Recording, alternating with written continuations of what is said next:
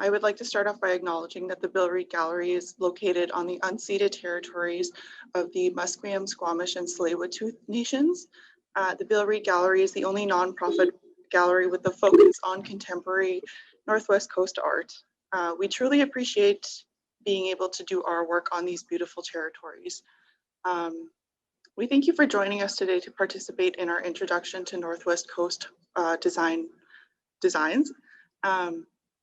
Our workshop today is led by Cheryl Wadhams. Cheryl is an amazing artist and also the visitor services and gallery shop manager here at the gallery.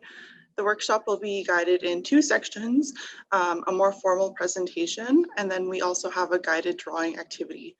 We invite you to use the Q&A section to post questions, and then there will also be time in the second half of the session to ask questions in person. So I will now turn it over to Cheryl to introduce herself. Hi, good afternoon, everybody. I just want to say thank you to Alia for the wonderful introduction, and just want to say thank you to the Bill Reid Gallery, Beth, and all the team members at the Bill Reid for inviting me to do this workshop today. Very honored and very humbled to be here with you all today. So thank you for joining us today. And yeah, so sorry, I'm a little nervous. This is my first Zoom workshop. I'm very green at this, so I apologize for any mistakes that I make, or if I'm not loud enough or clear enough, just let me know. Okay, so I'll begin. Liliḳa,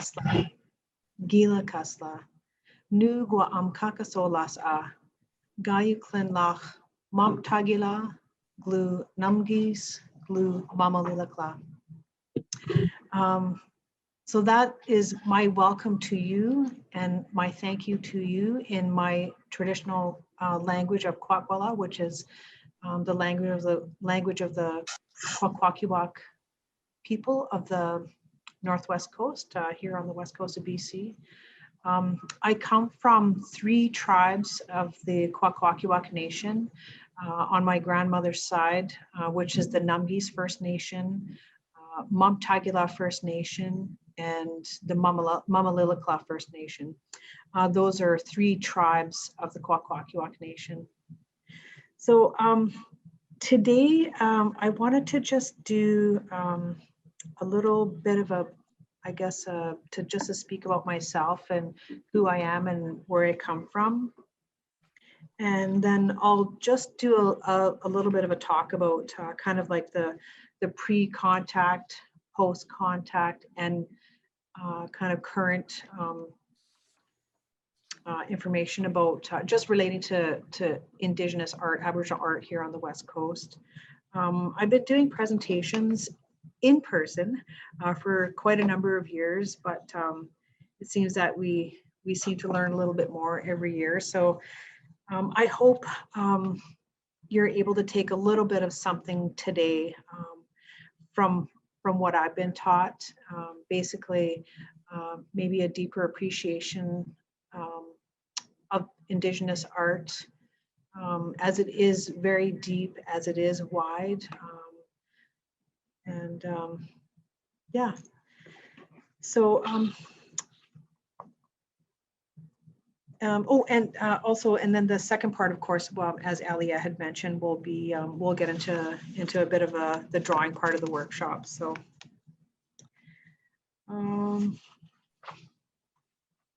so basically, as I mentioned, I'm from the Kwakwa First Nation, and I was brought up for the first 5 years of my life in a small community called Alert Bay, which is on northern Vancouver Island. And I was brought up by my grandmother.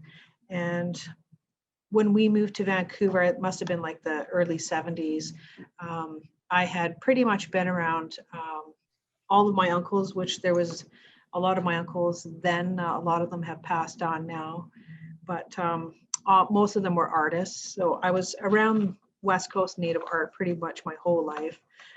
It wasn't until I was about 15 that I had actually sat down with in this workshop on Broadway Street, where my uncles had been producing art for quite a few years. And I just sat down one day, got off school, and just headed to their workshop and spent, the rest of the afternoon there just watching them carve and draw and sand. And I think I did this probably for about a week or so. Every day after school, I just pop in. My interest was kind of peaking, I guess you would say. So my uncle looked at me and he said, okay, he said, go over there and pick up that piece of wood and grab that pencil over there. And so went and did that, brought it to him, and he basically took the piece of wood and he drew on the one side, and then he passed the wood to me and the pencil, and I said, okay, now you draw on the other side, the same design. So, okay, so I did that. And then he says, okay, now go get the knife. And so he carved the one half of this carving that he had. And then he was showing me all these little techniques and how to hold the knife and so forth. And then he passed a knife and piece of wood to me and says, okay, you carve the other side. So of course, I struggled, but that was probably about the early 80s. So that was kind of the beginnings of me starting as an artist. And I pretty much started carving and selling my artwork right away to the galleries here in Vancouver in the Lower Mainland. And so I carved mainly miniature pieces and so forth. And I still do. I still practice art. I also paint. I also make traditional regalia.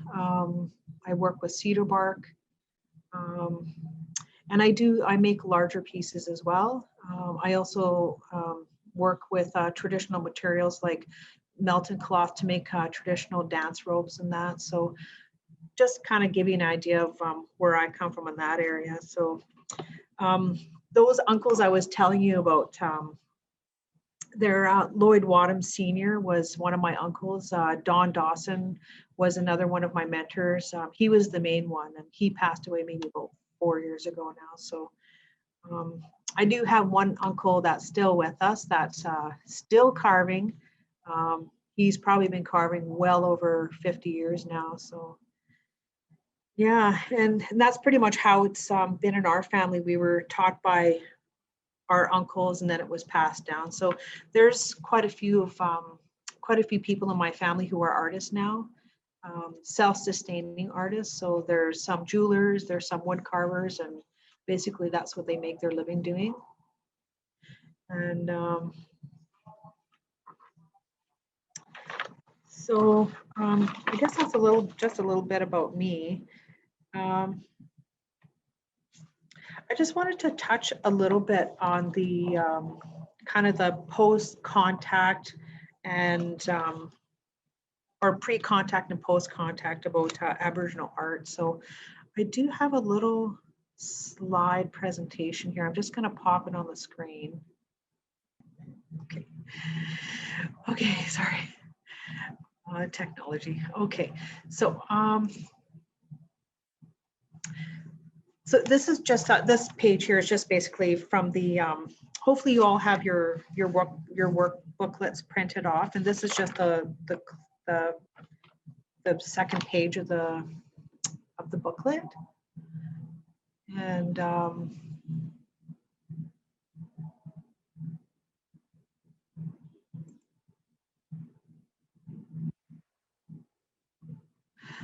so this map here, I have taken it from the First Nation, or from the First Peoples Heritage and Language Council, and it basically shows the First Nations in BC on the west coast of British Columbia. So just basically there's 630 some odd First Nations across Canada. And in British Columbia, there's about just over 200 First Nations. And specifically on the West Coast, there's about 6 or 7 that are coastal First Nations. So if you look down just above at the top of Vancouver Island, the Kwakwa Nation territory is just right around this area. So that's kind of where our traditional territories are from where I come from. And so I'll just list off the 6 nations. I'm not sure where everybody is on their knowledge of First Nations on the West Coast, but I'll just do just a quick overview. So there's the Nuu-chah-nulth, who are on the West Coast of Vancouver Island. You also have the Coast Salish, which have a very large territory that spreads down past the borders of the United States. There's also the Haida Nation, from Haida Gwaii, the Tsimshian, and the Tlingit, who are farther north. So those basically are the nations on the West Coast. This is just a little map of the Kwakwa Nation. And in the beginning, when I told you where I came from, the tribes that I come from are the mnghis tribe. That's Little Alert Bay. It's like a little dot on the map, but somehow it became a name on the map. So I'm not sure if anyone has been there, but it's a cute little community. You can get there by BC ferries from Port McNeill when you drive up island. So our territory is quite large. Also, I'm part of the Ma'a liliḳa tribe as well, which is just to the east of there, and then the mtagila. Most of the tribes really don't have any land or reserves except for Alert Bay. Most of the people amalgamated into the Alert Bay area. So most of us, and of course, we're all over the place in BC and across Canada as well. But these are basically the 19 tribes.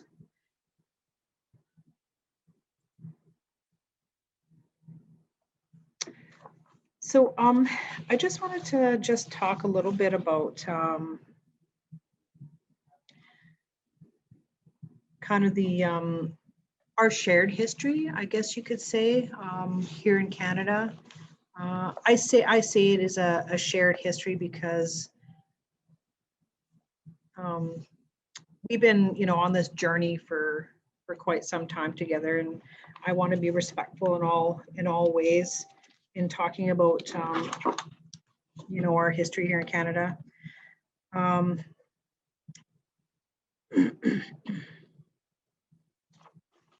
There are myths that try to explain the North American, how North American Aboriginal people arrived. And one of these, I'm sure most people have heard about, is the Beringia land bridge, which is said to have been the migration from Asia across this ice bridge and then south into the Americas.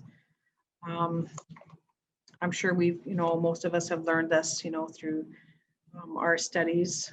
And so many groups of Aboriginal people on Turtle Island have their own stories, which is what I've learned over the years. People of the Northwest Coast believe that we have been here since time immemorial. Just to put some dates on that, again, through my research through the years. So we can be physically placed here about between 10 to 15,000 years ago, just based on clam middens and so forth in our, in our traditional territories. They've done carbon dating in that. So at least, 10 to 15,000 years ago, which is a long time. And basically, there was a lot of trading back then. There's the grease trails, I'm sure some may have heard of, which are vast on the West Coast, where Indigenous people were trading grease and trading furs and trading whatever resources they had in their communities with other communities. There's actually a little grease trail that goes on, that's actually on the backside of Alert Bay. I've only heard of it. I haven't actually seen it, but maybe one day I'll get to see that. So I think there was so basically there was a a little bit of a change about 3,000 to 5,000 years ago, when settlements kind of occurred. This is speaking only on the West Coast, where First Nations were making permanent villages because of a surplus of salmon and storage techniques, food storage techniques like smoking salmon and smoking seafood and so forth, and meats and so forth. So that would last through the winter. And so it kind of changed, from prior to that, it was a little bit more of a nomadic life where you would go to the resources to find those food sources. And I think, in my opinion, it did change quite a bit. So populations increased, and it enabled communities to develop like a chieftain style organization. And again, this is talking about Northwest Coast, and it enabled them to develop their cultures, which I believe is where the distinctions between the nations developed as well. So like between the northern, the mid coast, and the southern coast, just to kind of break it up roughly in 3 sections. So the development of the distinctions of cultures and language and dialects, traditions, stories, songs, and dances, which are all interrelated. So this here is a picture of Chief Dawson's house front. So this is Chief Dawson, who would have been my grandmother's father. So he was a chief of the mnghis people. So at that time, the mnghis First Nation people were situated like at the mouth of the Nipkish River and then up the river into the valley. But this house is in Alert Bay in our community. This totem pole, there's parts of it that have survived, but it's not in great shape. So these are kind of more historical pictures. I'm going to say probably like prior to maybe like 1890, maybe around there when these photos were taken. Okay, so this is actually a reproduction of another house front. That's in Alert Bay as well. So you'll notice that I'll talk a lot about my own First Nation, but I will add in a bit of the other nations as well. So the potlatch system, which would have been part of that development during that time, was very important to the people of the Northwest Coast, especially to my people, of the Kwakwa people. So the word is pasa in our language, which means to give.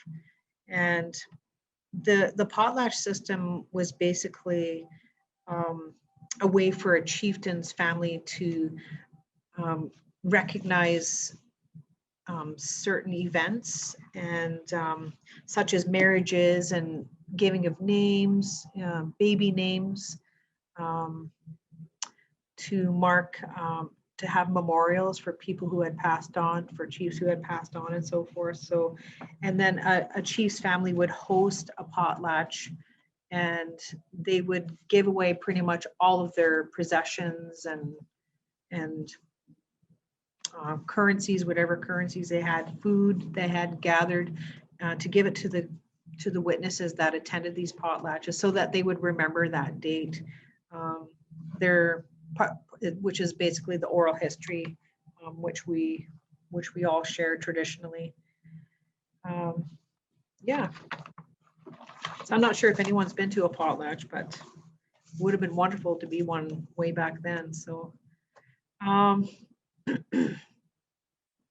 So the traditional purpose of the potlatch, basically, as I said, was to held culturally, social, and political systems for the entire village. And it was kind of like a banking system as well. The chiefs, of course, they would invite other villages and other chiefs to attend, and they would have to share resources, of course.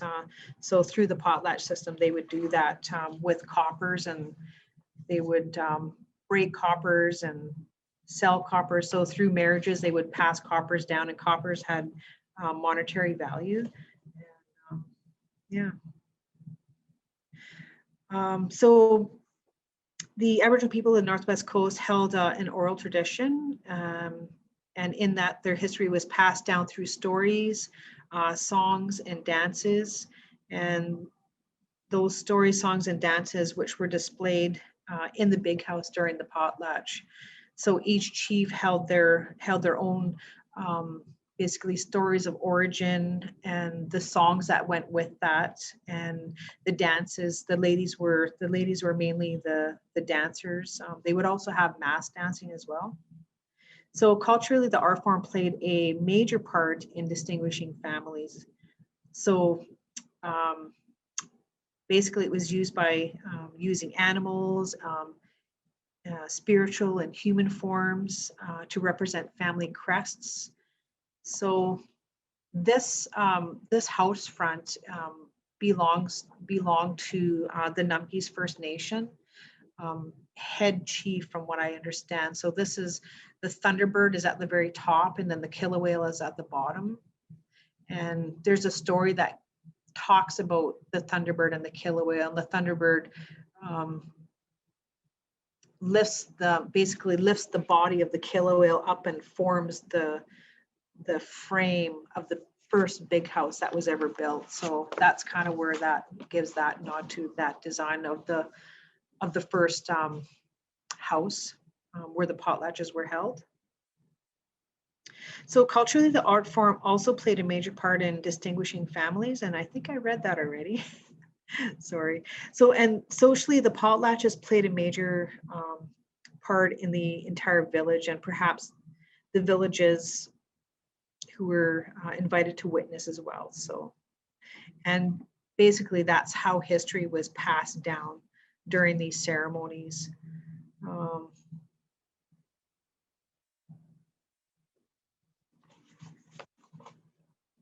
So politically speaking, the potlatches, as I had mentioned, politically, they would share territory. So they would barter with chiefs for fishing and hunting grounds. So it was quite a complex system. It still is quite a complex system. I'm in a family that does practice potlatching, and it's not quite as serious as it used to be, but it's still there. So I'll just talk a little bit about contact. So basically things I think started to change about 500 years ago. I'm sure most of us know about the Hudson Bay Trading Company, had gone all across Canada and was working with First Nations to buy beaver pelts. So it created like a very, I guess like a strong economic system amongst First Nations. So they were getting very wealthy. The First Nations were selling their pelts to the Hudson Bay Company. Populations, unfortunately, started going down during this time, just from disease like tuberculosis, smallpox, influenza. And from what I remember during my studies and what I've learned is about 90% of the population was lost. So basically, 90% of our artists, 90% of our hunters, 90% of our chiefs and matriarchs and our children, as high as 50%. I know the Haida Gwaii Nation lost 90% of their population. So they suffered a very big loss. Also, with the introduction of the Canadian Constitution, the Canadian law, it enacted the Indian Act under the Constitution. So those brought things like the ban of the potlatch system in 1884. as well as the residential schools had started shortly after that, which took children away and put them into residential schools. And so a lot of things, there was a lot of negative impact, that started in this last 500 years that impacted our traditional ways of living and our connections, to the art obviously change as well. During the potlatch ban, a lot of the artifacts on the West Coast were taken away by Indian agents and sent across the world and put into museums, and things have changed. There's been a lot of repatriation that's happened. There's two museums on Vancouver Island that hold repatriated art items that were taken away during a potlatch ban, where they went into the community and arrested chiefs and took to regalia. But yeah, if you ever have a chance, there's the mnghis Museum, and then there's a museum, the mnghis, I believe it's called, in Cape Mudge. There's another museum there that houses those cultural items, I will say. So so a lot has happened, pre and post contact to the people of the Northwest Coast, but we have survived. It's still a long road because there was a lot of loss, a loss of culture, a loss of language, a loss of land.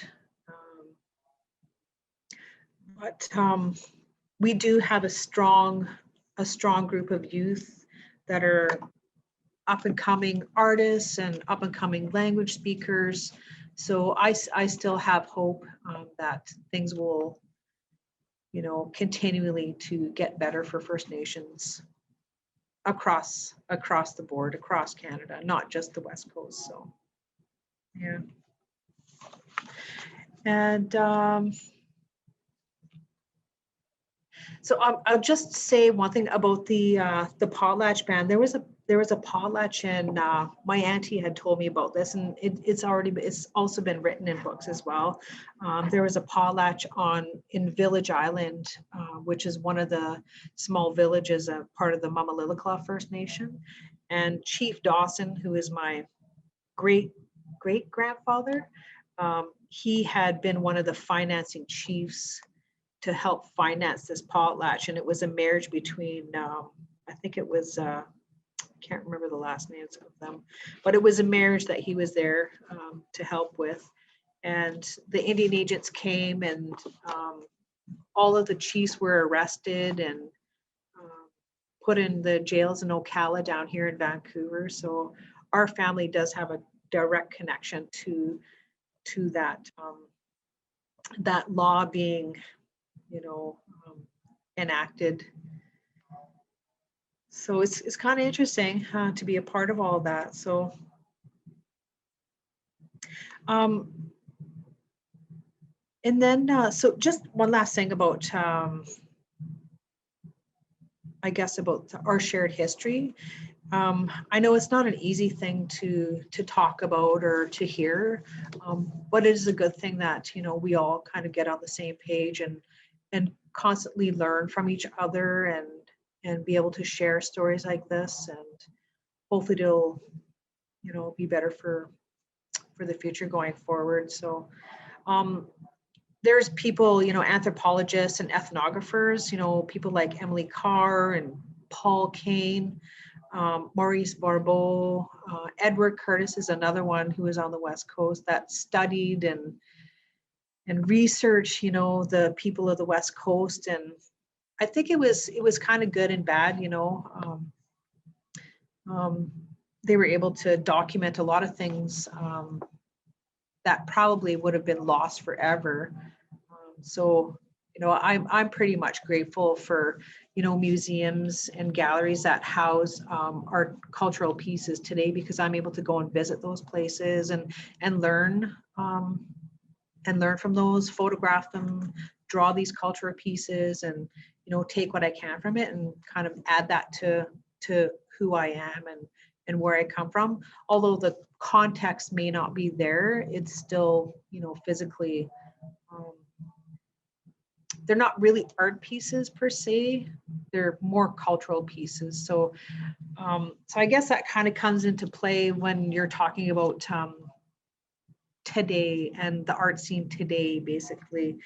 So pretty much, I think it was 1951 was when the potlatch ban was lifted. The Canadian government lifted that potlatch ban. I think it was 1951. And one of the chiefs in our community, his name is Mungo Martin, he decided to hold a potlatch. It would have been the first potlatch, probably in 50 years, public potlatch. So he built a little big house in Victoria, which is right beside the museum, the Royal Museum in Victoria. And it's called ʼwakw, so it has a name. The big house has a name. And he had the first big house, or the first potlatch there. So it would have been quite amazing to see that. So pretty much, I think since the 1950s, West Coast Native art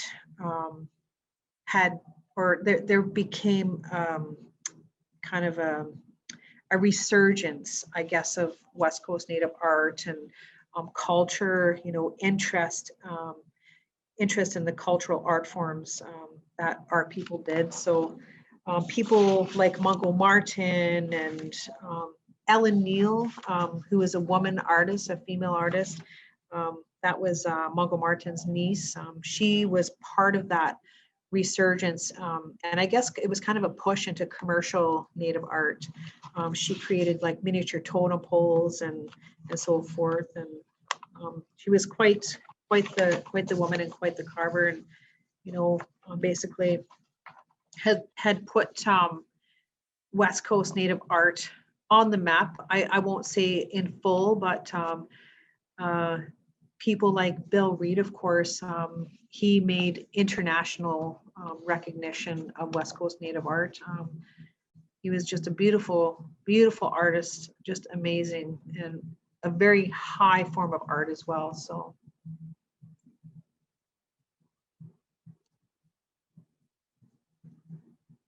So basically, today, during this resurgence of West Coast Native art becoming contemporary and a commodified thing, there's many artists. There's just way too many to list. From the far north.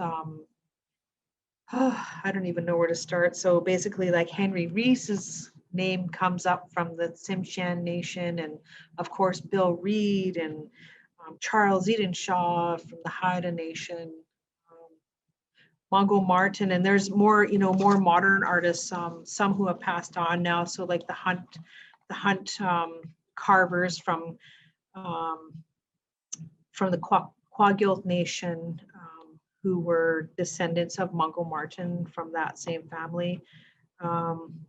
Also, people like Bo Dick, who made a big impact and left a big footprints in commercial Native art, as well as these are cultural carvers and artists as well. So I know a lot of the artists that I personally know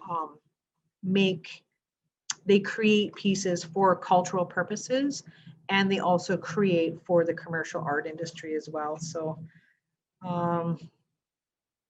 so it's quite interesting, and I'm really proud to see so many young people, young up and coming artists that are just so amazing in their art, and they're just taking up the language, learning the languages, learning the art, going back to their communities, because there's been some opportunities that have been placed for people to be able to go and visit museums to learn about the cultural pieces of the past, so that they can bring it forward and learn who they are and where they come from. And basically it all kind of ties together back to that, who you are and where you come from, and that sense of pride.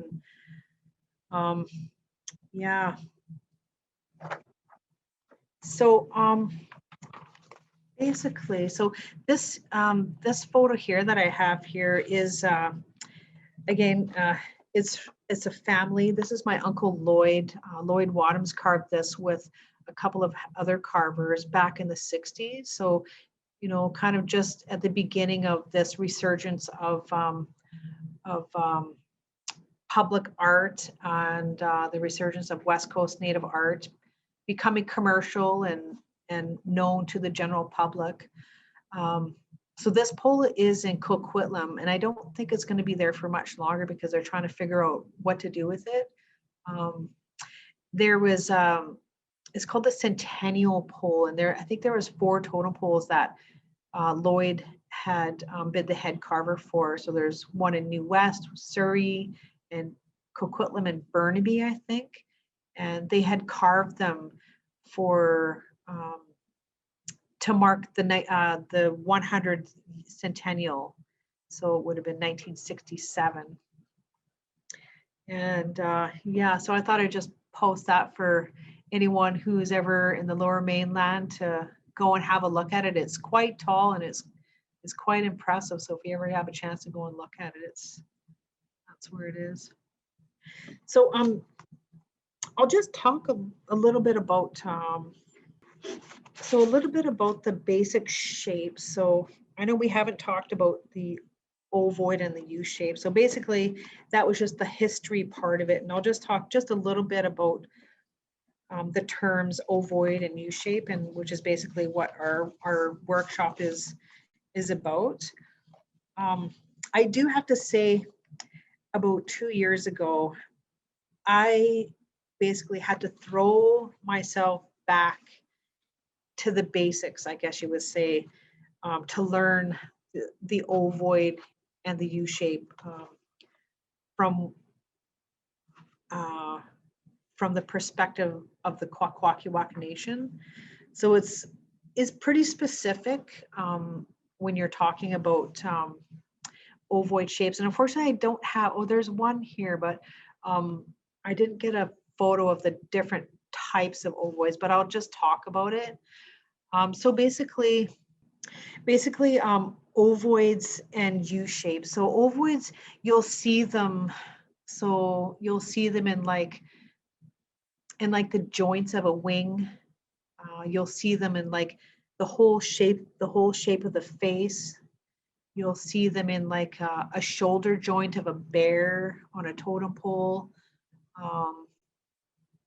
I brought some pieces here with me. I wasn't sure if I was going to use them or not, but this here is a tray, a feast dish tray. It's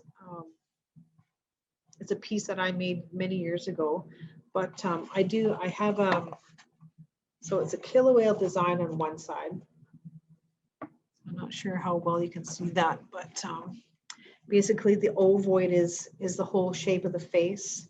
And then you'll see the ovoids in the eyes as well here. And you'll see circles as well, which are, you know, the same thing. You'll find those in the joints. You'll see this U shape in the wings, in the fins and flippers of certain animals. This is like the dorsal fin on the top here. I'll just flip this over.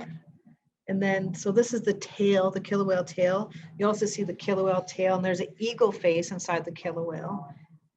And again, the ovoids in the eyes, and the tail flukes of the killer whale have the U shape. So you have like the primary U shapes, which are the black parts. And then you'll have inside of the U shapes, which are the secondary colors. So usually there's black and red. If it's painted, it's black or the primary, and red are the secondary. So that's something there. So that's it's kind of a flat design. I did bring a totem pole here. So this is a model totem pole that was carved by my late uncle, Don Dawson, who is my mentor. And you'll see that he has like in the wing, this is a wing joint here. So there's an ovoid here, and then the wings, they form the U shapes as well. Just kind of pointing out places where you would find this. It's a widely used form in our West Coast cultures. It's very specific to the West Coast. Okay, so this is the tray. I know it's kind of awkward here. Let me see if I can get this right.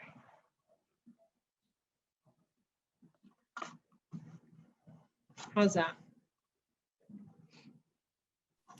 Okay, so you can see the ovoid here in the eyes. You can see the U shape. This is kind of like the pectoral fin. These are like little circles, which are representative of joints as well. And then the U shapes in the little side fins. Also, I'll show you, so this is the tail of the killer whale. So you can see like this is the whole tail here, whole shape. So the ovoid here is like the main part of the tail with the eagle on the inside. So this is like a sub animal that's inside of the killer whale design. And again, the U shape. So the black is the primary design or the primary form line, and then the red is the secondary form line. So you see a lot of that in West Coast Native art, where it forms joints and wings. So this is a little totem pole here. Again, there's the wing joint there, and then these are the feathers, of course. And then, and then on the secondary figure on the bottom, there's the killer whale. It has like the ovoid in the eye, and then these are like part of the body as well, on down on the tail. And then the pectoral fin here, there's U shapes there as well. So they just pretty much cover the whole space of the figures. So when I also brought, so because I work in mountain cloth as well and traditional regalia, I brought an apron that I made. So this is a different medium, I guess. So all the different mediums, they all vary a little bit. So again, you can kind of see the U shapes around the sun. So this is a sun design. Yeah. That was a little bit harder, but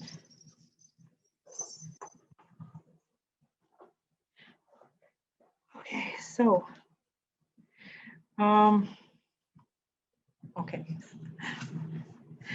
okay, so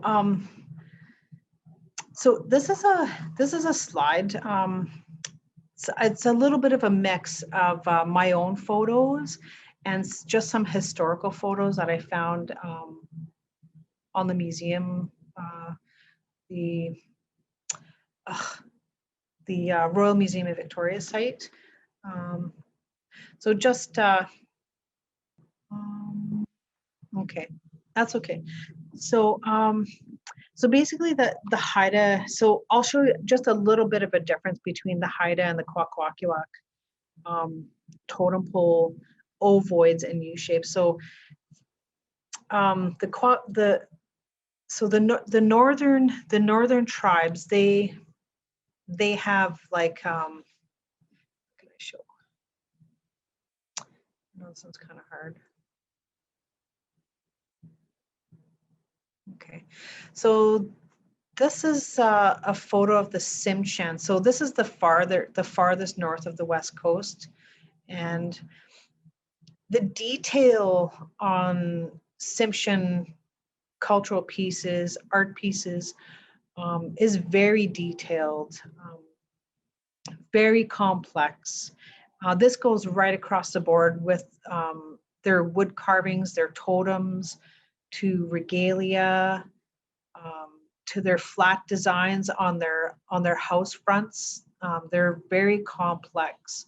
What I've been taught, my uncles told me that basically the art form came from the north, from the Tsimshian people, and it kind of, I guess it didn't water down, but it became a little softer as it went down the West Coast. So you'll see the Tsimshian, back to the, okay, there you go, it's working now. And then to the Haida pole, they're a little bit, you'll see that the U shapes are a little bit farther apart. They're a little bit exaggerated with the Haida poles. Oops. And then with the ʼwakw, it's a little bit more realistic, I guess, compared to what the Tsimshian and Haida, how their art form is. And then down to the Coast Salish, where they have a lot of like oval shapes, more rounded shapes. They have crescents that they use in their artwork as well. And I forget the other word it was. Sorry. Oh. It's darn. I lost my track of thought there. Okay. But basically the Coast Salish Nation, they weren't per se totem carvers as much as they are weavers. So you'll see a lot of the, and I didn't put that slide in of, I do have some weavings from home and I didn't get those into my projects, but you may have seen Coast Salish weaving in your travels. So just to kind of show you a little bit more. So this is a piece that I did, and you'll see the U shape in the handle of the paddle, and the shape of the ovoid shape in the head of the wolf. Again, the U shape in the arm of the wolf and the ear of the wolf as well. Just to show you what those things are.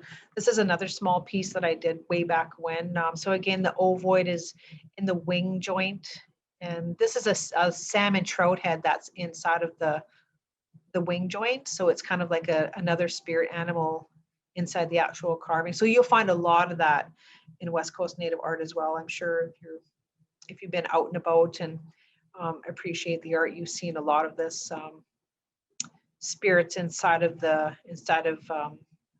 wing joints and chests and so forth.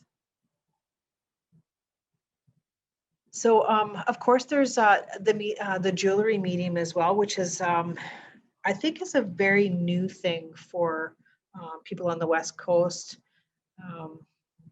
Traditionally, I think it may have started in Haida Gwaii, where some artists, they were pounding silver coins and making bracelets because of, you know, potlatch banning and so forth, where they traditionally, the Haida people would tattoo themselves and mark themselves so that they would identify their crests of their families and where they come from and so forth. So instead of doing that, they ended up making jewelry with crest figures. So again, this is an eagle design that's on this bracelet, and there's an ovoid in the eye. And then on the side of the bracelet, I'm not sure, it's kind of a little bit dark, but there's the wing joint, and then there's U shapes on the bottom part of the wing joint.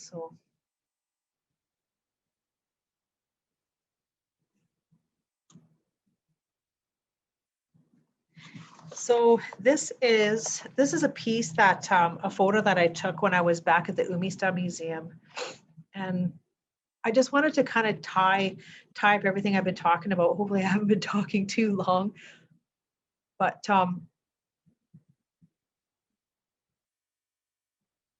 this is a story I wanted to share. It's a mnghis creation story. So it's a story that comes from my people. And this is a clip that's taken from the mnghis Museum. And it basically talks about who we really are and where we really come from. So I'll read the story for you. So when the transformer or the creator, ʼwakw, traveled around the world, he was eventually returned to the place where ʼwakw lived. In an earlier encounter, the transformer had beaten ʼwakw, who was ready for his return. ʼwakw asked, "Would you like to become a cedar tree?" ʼwakw replied, "No, cedar trees, when struck by lightning, split and fall. Then they rot away for as long as the days dawn in the world." ʼwakw asked again, "Would you like to become a mountain?" "No," ʼwakw answered, "for mountains have sides and crumble away for as long as the days dawn in the world." The transformer asked the third question, "Would you like to become a large boulder?" Again, ʼwakw answered, "No, do not let me become a boulder, for I may crack in half and crumble away as long as the days dawn in the world." Finally, ʻwakw asked, "Would you like to become a river?" "Yes, let me become a river that may flow for as long as the day shall dawn in the world." ʻwakw replied. Putting his hand on ʻwakw forehead and pushing him down, ʻwakw said, "There, friend, you will be a river, and many kinds of salmon will come to you to provide food for your descendants for as long as the day shall dawn in the world." And so the man ʻwakw became the river Gwatni. So this is basically it goes back to the origins of the people that I come from. So this is the first man of the mnghis people. So when we see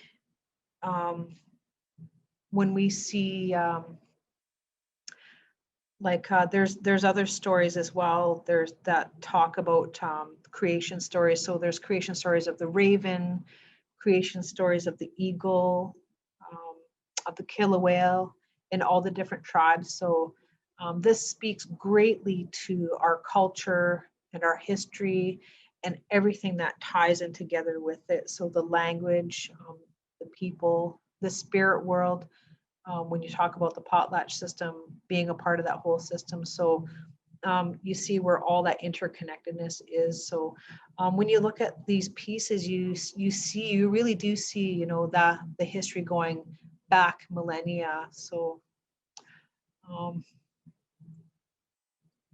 just go back to that photo again.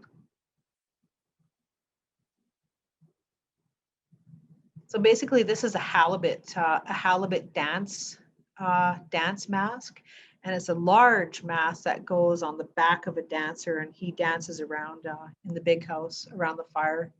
I believe only the mnghis chiefs are able to use this mask and dance this mask, and there's a song that goes with this mask that talks about the origins of that story. So yeah.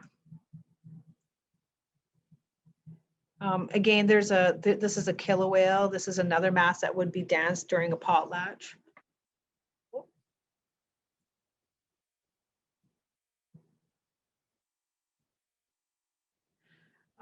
So I'll talk just a little bit more about I just have a couple of more pictures on this program. So this is a bentwood box, a Kwakwa bentwood box. You can see the ovoids and the U shapes in there. And then I have a photo of a box from, I think this one is from, I took this photo from the Hide and Now exhibit, which is in Vancouver. And this is a Haida box, a Haida storage box. And you can see it's very complex in design. So there's like sub designs inside of the main design as well. I can't explain this design. It's just it's so very old and very complex compared to the one just before it, which is a ʼwakw design. So the design is a little bit softer, a little less complex because it is one of the southern nations. And then this is a dance robe.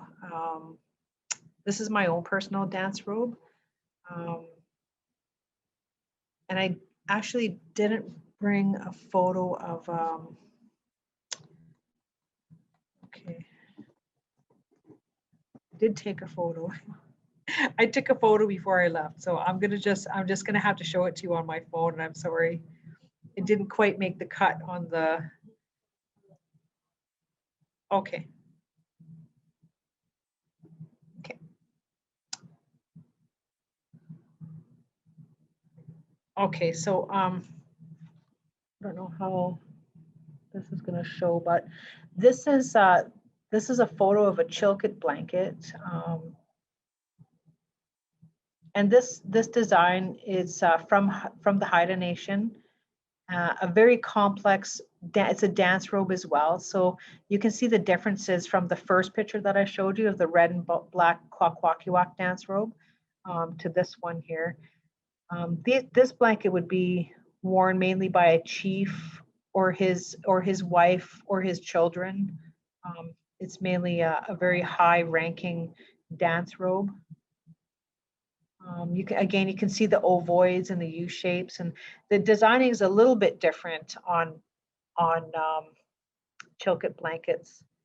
But this is a very, very high form of art. In my books, it's very high form, very complex art.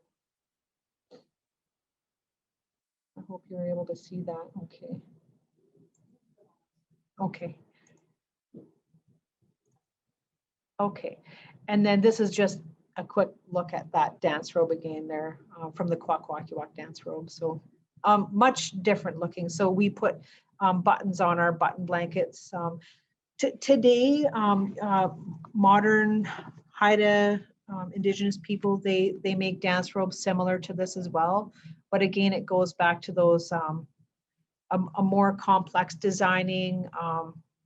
Just one thing to note that, like, just when you're looking at the actual ovoid, well, once we get to the drawing part, I'll kind of show you a little bit more about that. But on the Haida Nation, they have more of a space at the top of the ovoid and a thinner space at the bottom of the ovoid. As opposed to the Kwakwa Nation, we kind of have the space at the bottom and the thinner space at the top. So it's kind of flipped on its head a little bit there. So I think that makes those distinctions. So whenever you look at a Haida piece, you can kind of know for sure that it's a Haida piece and not a Kwakwa piece. So these are just some ladies that we had just did a dance performance, and we wanted to show our crest of the tribes that we come from. And this is the big house that's in my community. So this is a flat design, so a different medium, and you would just enter through here. It's a beautiful, beautiful building. If you ever have a chance to go to Alert Bay, this is definitely something, you know, that will be a treasure to go and see. They do have some kind of little play potlatches there in the summertime. Whenever this stuff is over, hopefully soon. But again, you can see like the ovoids and the eye shapes and the U shapes on the sides of the killer whale head, and the U shapes and the primary and secondary U shapes and the fins on the side here. So just a few fun pictures. So this is the inside of the big house. This is an actual potlatch that one of our family members had hosted, one of the Wadhams family. So it was a wonderful, wonderful experience to be there. It was a wedding. It was a naming of a baby that day as well. They gave away liliḳa, which is mnghis, which is a very high ranking potlatch. So lots of giving that day, and singing and dancing and so forth. So I just wanted to share with you just a short clip. I may kind of like skip through it a little bit, but this was a family potlatch that I attended, and I just have a little clip that I wanted to share of a mass being danced. Okay.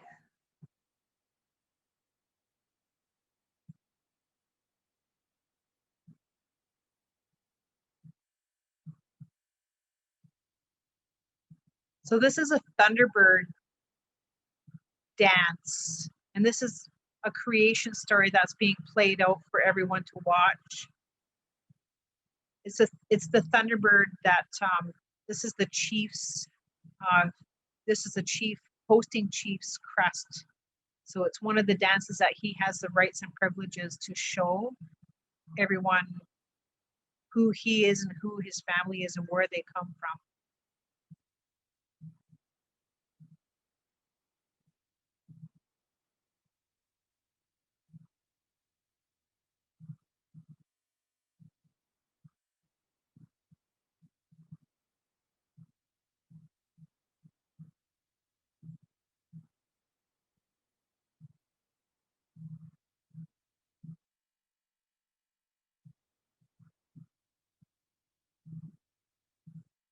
And everything is pretty much done in fours in our culture.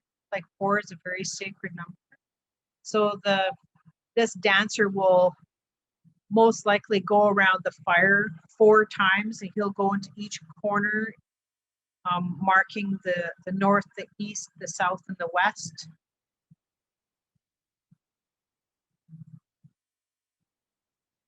And the singers also will sing things in 4s as well, applying that sacredness to it as well.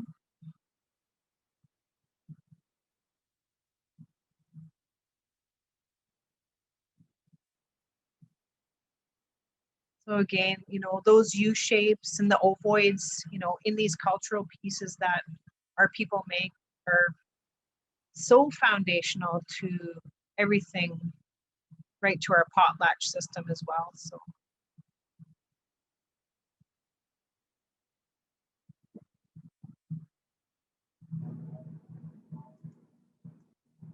Okay.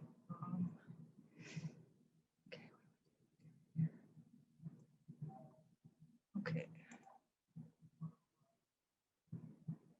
Okay, stop sharing. Okay. So yeah, that was an amazing potlatch to go to. But actually, any potlatch is an amazing experience to go to, and I feel I'm so very lucky to be involved in the potlatch system myself.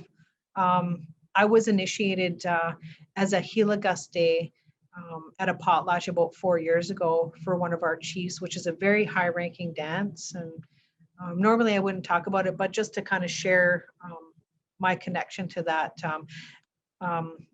There's the mağis, who's an initiated mağis. He would be put into the woods. Back then it would be like for a year, I think, and he would have to learn how to survive on his own, and he'd have to face all of the, you know, the evils of the forest and learn, and he would be basically training to become a chief himself. And the ʼwakw role is to entice the mağis to come back into the big house and to become tamed and to become human again. So I just wanted to share one more. Okay, so is this showing? Okay. So this is a feast that I'm a part of the Urban Kwakwa dance group here in Vancouver, and we hosted a feast probably about 5 years ago, just to uplift the community in the downtown east side and any of our people who are away from our communities back home on Vancouver Island. And we fed the people, and then we had a short dance performance as well. But this shows the dance robes used by the ladies' dances. I'm not sure if anyone has seen this before.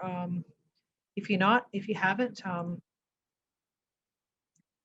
so basically, the ladies will dance to the drum of the beat or to the beat of the drum, sorry.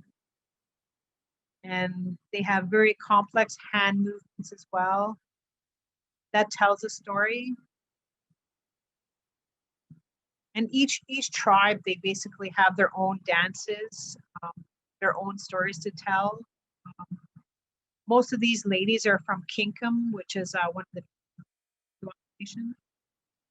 So they dance pretty much similar. there's distinctions between each tribe too in our own nation and how they dance, how the ladies dances. And the ladies go out on the floor during a potlatch, and basically what they do is they cleanse the floor of the big house between these big mass dances and so forth, which are very sacred.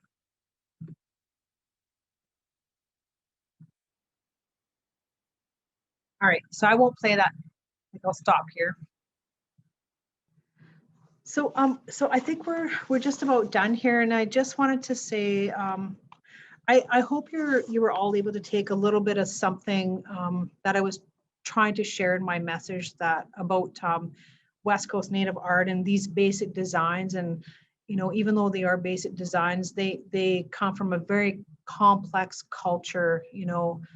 A culture that was once very, very complex and strong, and with chiefs and hereditary matriarchs and language systems and cultural systems. As basic as these shapes seem, they are so vital and so important to the continuing on of our culture and the growth of our nations.